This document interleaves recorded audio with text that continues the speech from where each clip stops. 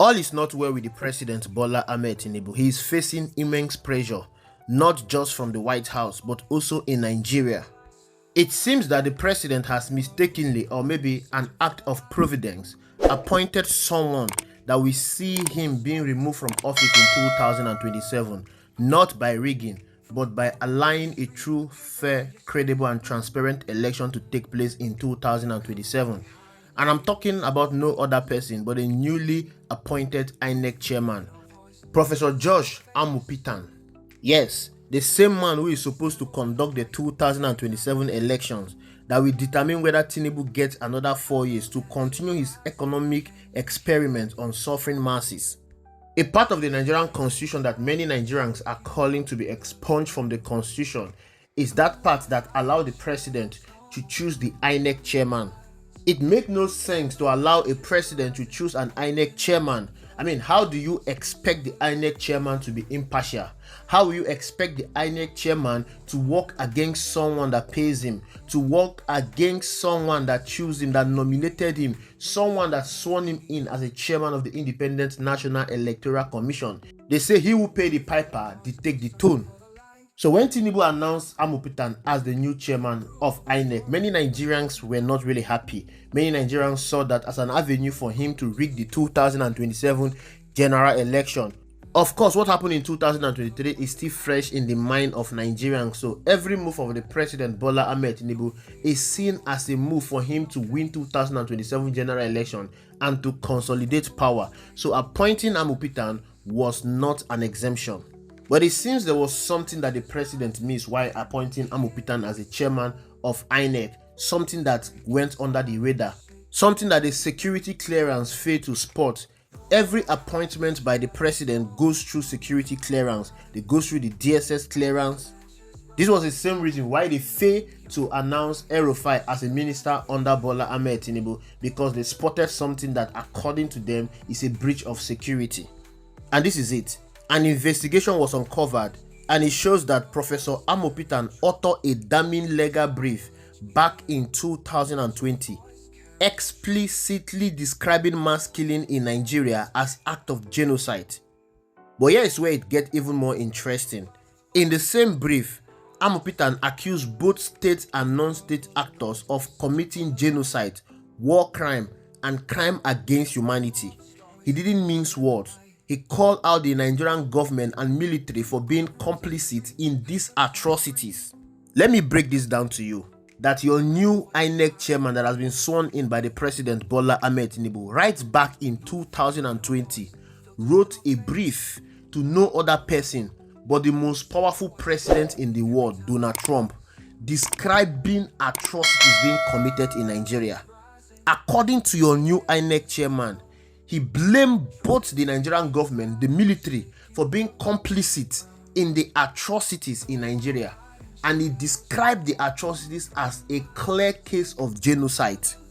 Think about this in a moment.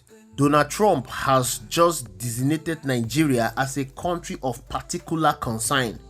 According to Donald Trump, the reason for this designation is the Christian genocide currently going on in Nigeria. Remember, as far back as 2020, Donald Trump has designated Nigeria a country of particular concern. But Nigeria was removed from that list by Joe Biden when Donald Trump was removed in office. Now Trump is back in 2025 and has gone ahead to redesignate Nigeria as a country of particular concern. Make no mistake, Trump didn't just wake up to designate Nigeria as a country of particular concern because of what is being said on social media. He did this because of the evidence and facts available to him. And the brief written by Professor Amupitan as far back as 2020 formed part of the evidence, part of the raw data in front of Donald Trump that made him to conclude that indeed there is Christian genocide in Nigeria. In that same brief, Amupitan went further to recommend that the United Nations Security Council should refer Nigeria to the International Criminal Court, and that the United States should intervene urgently to stop what he termed pogrom, an attack against Christians and minority groups in Nigeria. Imagine appointing someone that tagged the Nigerian government and the Nigerian military as complicit to pogrom, to genocide in Nigeria as your new INEC chairman. And then in 2025, Donald Trump is designating Nigeria as a country of particular concern. In the heat of the moment, Donald Trump allies are asking him to divide Nigeria. And there are also some persons suggesting to Donald Trump to ensure that Tinubu is removed in office. There is indeed fire in the mountain, not just for Bola Ahmed Tinubu, but in the camp of the APC. Now, Bola Ahmed Tinubu supporters are on social media calling on the president to immediately sack Professor Amupitan. They believe that Professor Amupitan will collude with the United States government to ensure that Bola Ahmed Tinubu is not returned in office in 2027. The APC loyalists are scrambling. They are asking themselves, how did we confirm a man who essentially invites foreign military intervention in Nigeria? How did the Senate rubber stamp this appointment without proper vetting? But more importantly, they are asking the most crucial question of all. Can we trust this man to conduct elections in 2027? If he can describe the government of Nigeria and the military as complicit in the genocide in Nigeria, if he can even agree that there is a genocide in Nigeria, what will make him not to collude with the West to ensure that Bola Ahmed Tinubu is not returned in office in 2027? But let me tell you something. Amupitan does not need to influence the 2027 general election against Bola Ahmed Tinubu. He doesn't even need to collude with anyone, be it the West, be it Donald Trump, to ensure that Bola Ahmed Tinubu is removed from office in 2027. He doesn't need to cite any particular candidate. He doesn't need to change Bola Ahmed Tinubu result in 2027. He doesn't need to side with the opposition. He doesn't need to manipulate the result. He doesn't need to cause a glitch on the INEC IRF just like Yakub Mahmoud did. Doing all of this will be suspicious. Doing all of this is going to raise an eyebrow. Doing all of this will jeopardize the 2027 general election. All Professor Amupitan needs to do is just one thing. One simple thing. Allow free, fair, credible and transparent elections in 2027. That's it. That is all he needs to do. Just let Nigerians vote freely, count the votes honestly, and announce the real result. If he does this, Tinubu is finished. It is game over for Bola Ahmed Tinubu. Tinubu is packing his bag and he will go back to his Budolion Valley in Lekki, Lagos. Why am I so confident? Because numbers don't lie, and history is written in blood, sweat, and tears. The 2023 general election was an eye-opener to every Nigerian that is involved in the political space. Bola Ahmed Tinubu is not popular. Bola Ahmed Tinubu is not a choice of the people. Tinubu did not become the president by popular vote. When you look at Olusegun Obasanjo, Yar'Adua, Goodluck Ebele Jonathan, late President Muhammadu Buhari, they all became president by popular vote. Let's even go back to the 2023 general election. If most of you have not forgotten, you understood what happened in Lagos State. Bola Ahmed Tinubu was trashed in Lagos State. Why Lagos State? This is a state that he ruled for 8 years. This is a state that is being accredited to him as the one that built it. Lagos State was being built by Bola Ahmed Tinubu. Bola Ahmed Tinubu rolled out the footprint for the development of Lagos State. This is what the handlers of Bola Ahmed Tinubu has been parading around. This is what they want gullible Nigerians to believe, that Bola Ahmed Tinubu is the architect for the progress of Lagos State. We are talking about a Lagos State that was built by the colonial master. A Lagos State that was the seat of power for the colonial masters. They all want you to believe that Bola Ahmed Tinubu built Lagos State. Despite the whole accolade they are given to him, he was trashed by someone who was ridiculed and told that he would not secure 1 million votes in the last election. Imagine beating the Jagaban of Southwest in a state where he built his political empire, in a state where he is called a godfather. Peter Obi of the Labour Party defeated Bola Ahmed Tinubu blue-black in Lagos State. In Lagos, his own Lagos, the state he supposedly controls with an iron fist. Even in Ikeja, Tinubu's own local government where he cast his vote, he lost to Peter Obi. Peter Obi got 30,000 votes against Tinubu's 21,000 votes in Ikeja. Let that sink in. Tinubu could not even win his own polling unit convincingly. What does this tell you? It tells you that when given the chance to vote freely, Lagosians rejected Tinubu. And if Lagos rejected him, what makes anyone think the rest of Nigeria truly accepted Tinubu? Now, let's even look at the numbers, because numbers don't lie. Politicians know that numbers don't lie. The results show that Tinubu got 8.7 million votes. That is 36% of the vote cast. Atiku Abubakar got 6.9 million votes. That is 29% of the vote cast.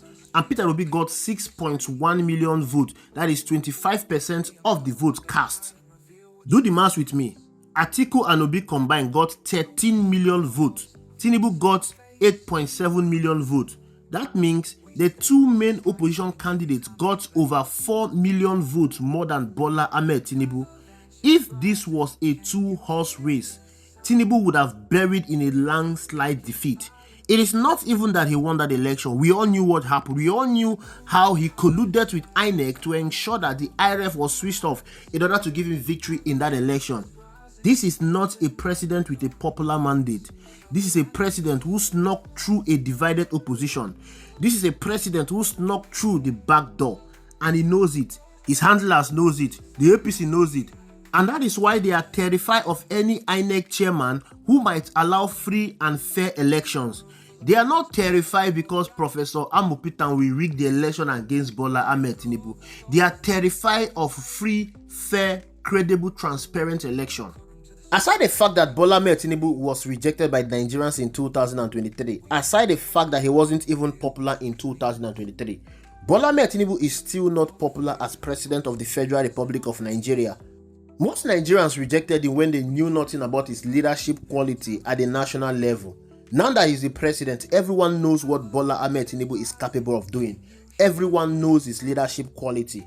Bola Ahmed Tinubu has nothing to do with leadership. He does not even have any iota of leadership. Bola Ahmed Tinubu has not done anything significantly well to better the lot of Nigerians. Everything he made on ground has become worse. Insecurity, unemployment, our debt profile, the purchasing power of the people has been greatly reduced. The price of commodities in the market has skyrocketed. Inflation is over the roof. Nigerian naira is weak. All of this was caused by the poor government and policies of Bola Ahmed Tinubu. He's not even concerned himself about leadership. All Bola Ahmed Tinubu is concerned himself about is politics, playing politics with the life of the people. So if he was rejected in 2023 without even knowing his leadership qualities, what do you think will happen in 2027 after everyone has come to know and understand the kind of person he is? He will be vehemently rejected, massively rejected. Not only will Nigerians reject him, Nigerians will ensure that they protect their vote. They will ensure that they will not allow INEC or IRF to collude and steal their vote again. And Professor Amupitan is aware of all of this. Now, for him to write a brief to Donald Trump in 2020 describing Nigeria as a state that is carrying out genocide against the Christians, it means that he has something at stake in the United States of America. It means that he has an integrity and image to protect. When the United States designate your country as a country of particular concern, it is not just words. That is a legal document telling you that we are watching you. We are watching everything you are doing. It is not just about the Christian genocide in Nigeria. It involves everything, including your election. Poor election is the reason why we are having poor leadership. And poor leadership is the reason why we are having genocide in Nigeria. It is reported that in 2023, the United States government sponsored Nigeria election with $50 million. There is a reason why the United States government is interested in your election. They are closely monitoring this election. And with them designating Nigeria as a country of particular concern, they will be most interested in the 2027 general election. And Amupitan, as the chairman of INEC, will ensure that everything goes smoothly.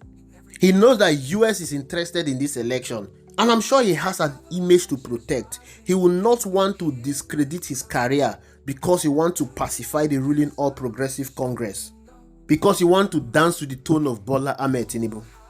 Like I said, Amupitan does not need to rig the election. He doesn't need to falsify or manipulate any election result. All he needs doing is to allow a free, fair, credible, transparent election, and the rest will be history for Bola Ahmed Tinubu. I am Avalanche Media, and I bring the truth like an avalanche, fast, heavy, and unstoppable. Stay informed, stay vigilant, stay ready. Thank you for watching. I will see you in the next video.